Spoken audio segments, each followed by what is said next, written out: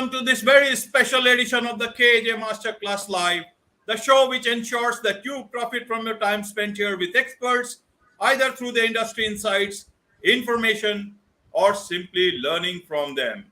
And today we have Julie Noonan, an executive coach and strategic change consultant specializing in helping mid to senior level leaders remain relevant in today's constantly changing business environment. Welcome to the show, Julie. Thank you, AJ. I'm happy to be here. You are welcome. You are welcome to the show. You are welcome to India. And I'm sure a lot of people, not just in India, but across the globe, will be able to benefit from your expertise, from the advice, the insights that you will give today. So my first question to you, Julie, is to understand this. Leaders are supposedly they generally prepare organizations for change. Shouldn't we understand that they themselves are also ready to embrace change and ready for the change? Why is it that you need mid to senior level leaders, you need to tell them how to actually be future ready? Help us understand this part. There's a difference between encouraging change yourself and having change happen around you that you have to absorb and react to.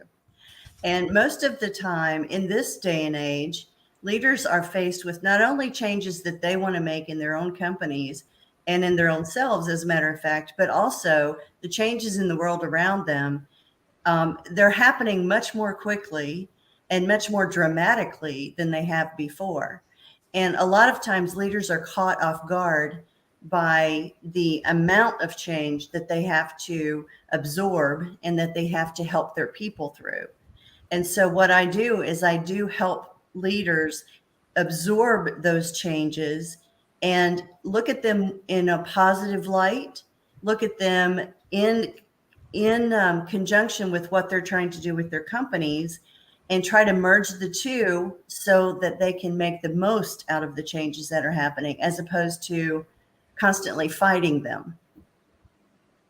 Right, Julie. So, what are these changes? Because change is the only thing that is constant. We know about this, and we keep on reading about this, and people keep on reminding us about this. Mm-hmm. Leaders keep on telling this to their employees, to everybody else, and I'm sure they also know it. But what is it that has changed now? That change is the new normal? What is it that we will not go back to the old normal?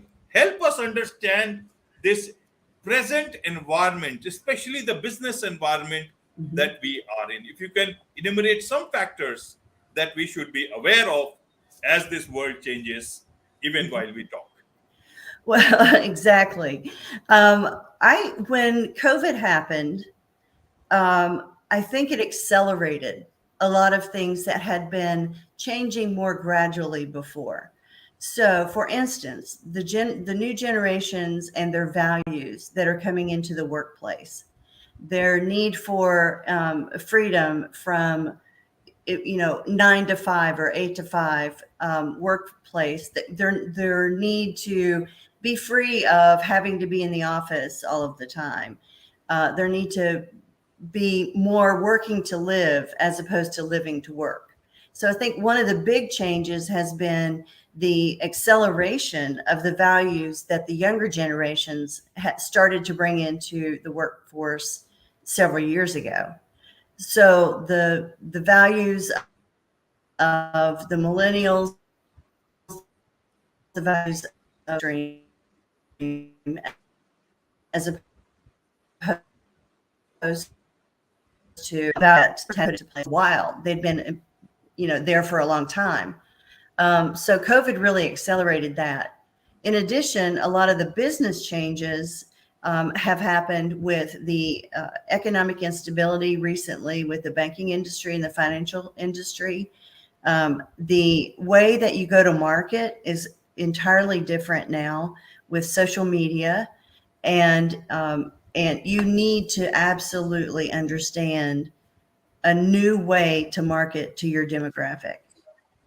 And so social media has become something that the boomer and the early Xer generations have needed to really absorb and to understand, and they haven't had a whole lot of time to learn about it. Um, the other thing that has happened is the economic, or the world stage is changing with the wars, with the unrest in the different parts of the world. It seems that as soon as we settle one conflict, another one pops up. And so that really hasn't changed from a long time ago, but it seems to be happening more frequently. And that kind of, if a company has invested in, heavily in Russia or heavily in another country that is in a conflict, it's hard to know whether to pull out or to stay there, you know. And so a lot of businesses, a lot of executives are worried about that as well. Right, Julie, right. So, in terms of, let's look at the business environment. One is the business risk, the political risk. You don't know. This international politics and economics can change a lot more because of politics nowadays. And Yeah. something like even COVID can come in. So that is either, we can say, a sudden happening, act of God, or maybe, act, or maybe it's something like, even nations need to be prepared. Now they will be more prepared in terms of, but in terms of companies, the leaders, uh what is it now, suppose, how, let's help them understand this way. If you don't adapt to change or be ready for this change, what will happen? Especially, for the boomer generation, say, many of them find it difficult to change. Like people Mhm. say, like, I'm at an age, it's difficult to change. So how would you like to put it, that, listen, you need to change, otherwise this is what is going to happen? How would you like to tell them, not to create fear, but in terms of educating them more, why it is important to adapt and Mhm. adopt the new change?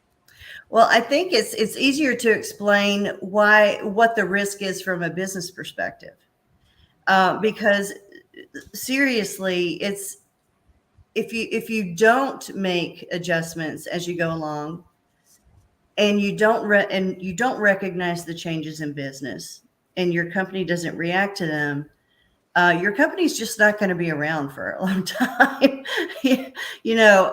There's kind of no choice. In other words, making the right change is a different situation. Making the right move based on what happens is a whole different situation. And that's where, the coaching can come in.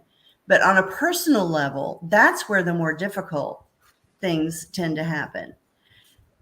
I'm a leader of a company, and what I've been doing for the last, 30 to 40 years has been very, very successful. I have gone up the ladder. I am at the top of my game. I have all this tremendous responsibility. I'm known for making the right decisions. All of a sudden, what used to work for me doesn't work for me anymore. All of a sudden, people are arguing with me about the way that I would proceed, because things have changed around me. And it's very threatening, and it can be very it can touch on executives' egos very heavily.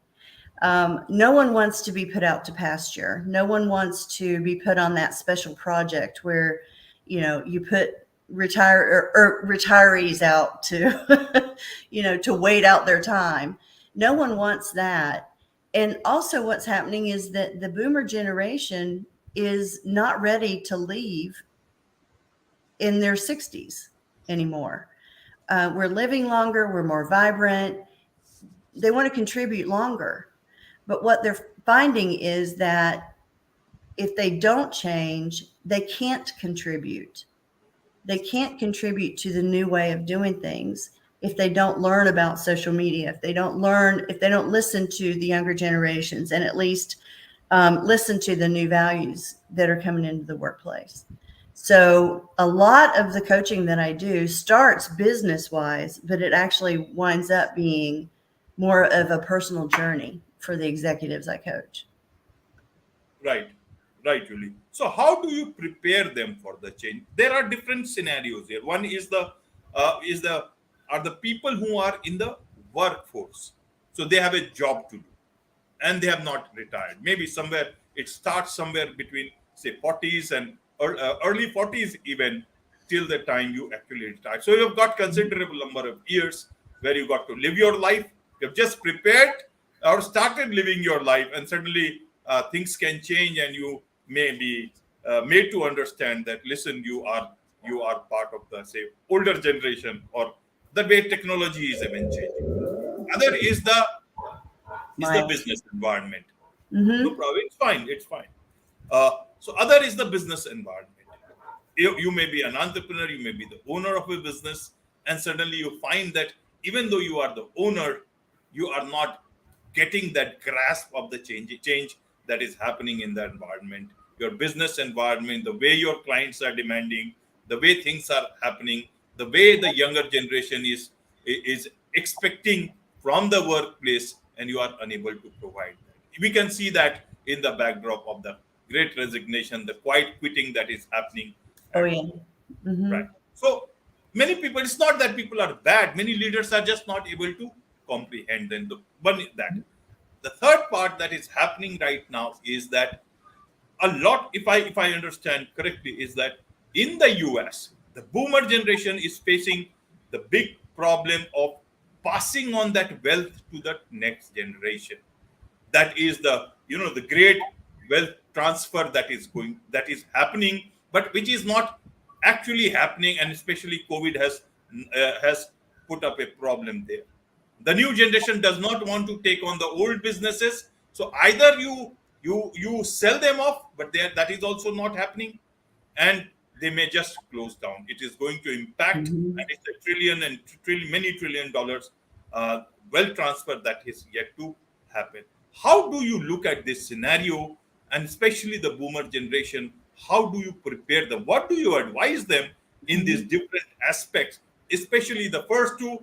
Third is a much more larger topic, but if you can touch there, mm-hmm. exactly what is the way out? Should they just understand that the world has changed and suddenly they just should do whatever best is there, they move towards or start preparing for retirement, or should they fight back? Then what are the tools that they need to acquire?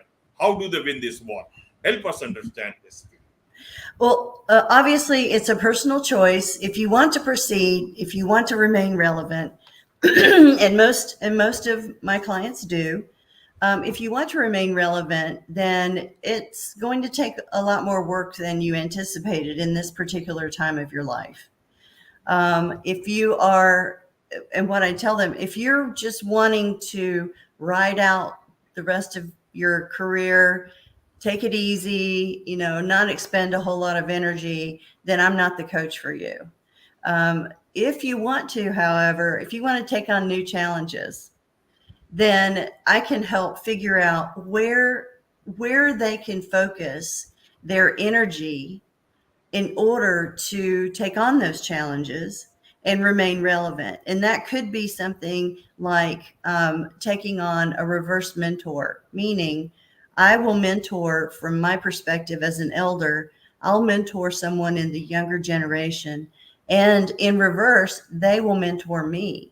So if I can let my ego go for a little bit, and allow myself to be mentored, they can teach me enough. They can help me understand enough of the changes that are happening and why they're happening, particularly in technology and in the values that they espouse.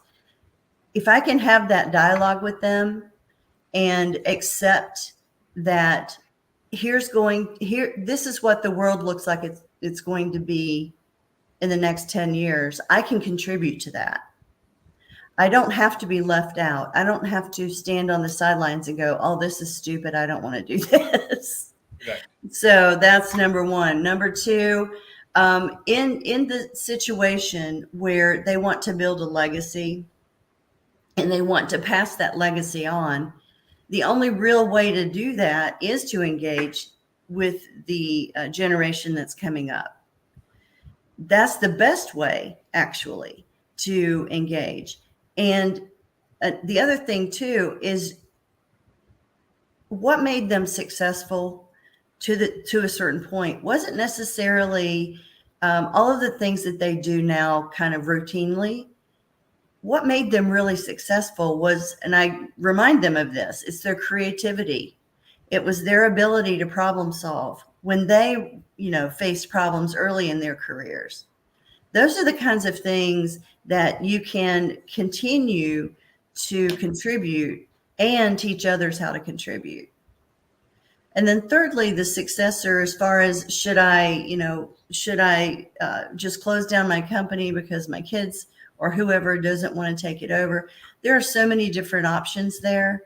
I know that I have a person that I coach who's has three sons. Only one of his three sons is interested in moving into the company that he started. So that son is moving into that situation, and I'm coaching him on how quickly to let go and let his son take over, and also coaching his son on how to take over and maintain the integrity of the brand. The other two sons started their own companies, and he's just there advising them on the side. So um, for each individual person and the situation their company is in, um, there are many ways to look at the situation from a personal perspective as well as a business perspective and a financial perspective. What is going to be the best move for me? And those are the kinds of things that a good objective third party can help them think through before they engage their accountant or their financial advisor to actually pull the trigger on some of it. Right, right, Julie. So in this present situation or the changing business environment, uh, what would you tell the younger generation, which is taking the reins of companies and much more younger leadership is coming up? So what would Mhm. you tell them? How do they look at experience and not look at things like the boomer generation or the 40 plus people are becoming obsolete? What Yes. you how should they view experience, because it still has value, it has that problem solving, it is the connect from the to the past and towards the future, and that is where Yeah. it's like the bridge. You don't destroy, you don't damage the bridge, you don't burn the bridge down. It Hmm. helps you pass even in very difficult circumstances. What would you like to tell that to the younger leadership? I think the younger leadership, uh, they like to move very quickly. They like to fail quickly and learn from that kind of experience. I think that there are times, however, when getting the perspective of an elder on a situation that maybe they've been through several times helps the younger generation really and truly understand all the different risks and all of the different outcomes that could possibly happen. They haven't experienced all of those outcomes. The elder generation has experienced a lot of those outcomes. And it doesn't mean that if an outcome was negative in the past, it doesn't mean that it would be still a negative outcome now. But allowing that or asking that elder to explain, here's what the outcome was back then. Now let's take that learning and that experience and apply it now to this new set of circumstances. How do we see that playing out? Is it going to be a positive or is it still going to be a negative? So risk assessment, in my mind, is one of the biggest things that the elder population can really can tell you what might happen from true experience as opposed to supposition. So to me, that's number one. Right, right, Mhm. Julie. Now help us understand in terms of getting ready for a transformational change, or sometimes leaders can have that fixation of fixing somebody, Oh like yeah. it happened in your case. They want to have conformists. Nowadays, we have that, that power production, that everything should look the same. Even mindset should be the same. New ideas should be there, but they should conform to certain standards. Only when you succeed, then only you be called the real disruptor. Otherwise, it will actually go against you sometimes. So, Uh-huh. how does one know what is the good change and what is actually an attempt to fix something that is not broken? Like in your case, you found that all the changes that you were trying to unnecessarily adopt or adapt to were actually giving you that feeling of being fake.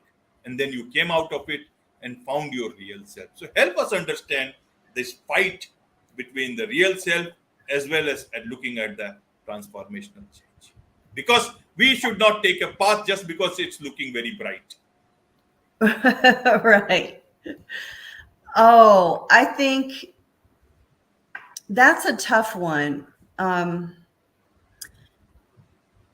a, I think change is going to happen regardless, obviously. I think what we need to really pay attention to is what we do with it in ourselves and also in our companies.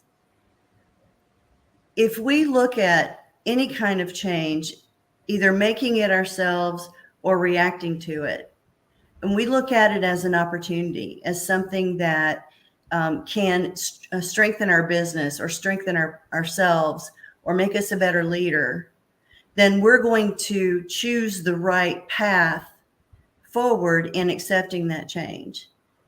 If we look at it as a threat, our fight or flight instinct is going to kick in and we're going to wind up, I call it panic blind. So we put up our blinders because we don't want to know anything that is going to rock our boat. We don't want to have to deal with anything. We have no energy left. As soon as you get yourself into that situation, everything that you put out there is going to come back a little bit negative, I think, because it's coming out of fear. It's not coming out of interest. It's not coming out of positivity. And I truly believe that what you put out as far as energy goes comes back. So a lot of my coaching tends to be around, what is it that you're afraid of? What is the worst case that can happen? Describe that to me, and now tell me the reality. It's better than that, right? you know, bring it back to reality, and now let's make a positive move and see what happens. And then if that's not exactly what we wanted, it's not going to be a calamity either. So then we make a next positive move. So to me, that's the way through. It's the how we react. It's not necessarily the actual change itself. It could be anything, you know. Right, Julie. Right. There is so much that is changing Yeah. that to keep track of all these things and to discuss this, we need a whole lot of time. And this is only a podcast show, say Yeah. maybe 20-25 minutes. So there is so much to learn from you. There is so much to understand about all the changes. And for that, people will need to connect with you. So how do individuals who need to want to understand more about change, how they can connect with you? Organizations who may want to engage professionally with you, how do they connect? I am on LinkedIn at Julie Noonan, Noonan. I also have a website, and on that website, you can contact me. And my website is jnoonanconsulting.com. Right. Right, Julie. My last question to you, Julie, is that, you know, keeping on advising about change to a lot of people who may want to change and who may not want to change. Mm-hmm. But how is it that you continue to be ready for the change? How do you keep yourself always future ready? Whether those you advise may want to change or not change, but you are always ready. The number one thing that I do is remain curious. I try to remain curious and not judge any new idea or anything that comes out. I like to read about it. I like to, if possible, experience it for myself and not put a judgment on it until I've learned enough that that I can be comfortable saying I agree with this or I disagree with this, and this is why. So I just like to remain curious, and sometimes I'll stand back and watch a trend for a certain amount of time, and I don't worry about whether I'm there at the beginning on trend, making the very first moves. I sit back and I watch the trend. And then when I feel like I have a full understanding of what the thing is, like Chat GPT, I watched it for about 3 months and then I jumped in, with an opinion. And, and that was just because I felt like this is pretty cool. Let me check this out. I'll learn a little bit about it.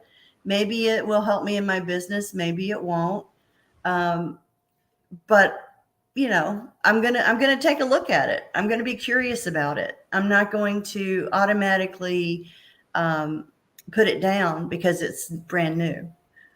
And I think that's key for anybody that wants to continue to learn in this world. Absolutely, absolutely. Curiosity only killed the cat. Humans will continue to be alive Yeah, if curiosity is there. On that's this right. note, right. On this note, it's a wrap on this very special edition of the KJ Masterclass Live. Thank you so much indeed for joining us.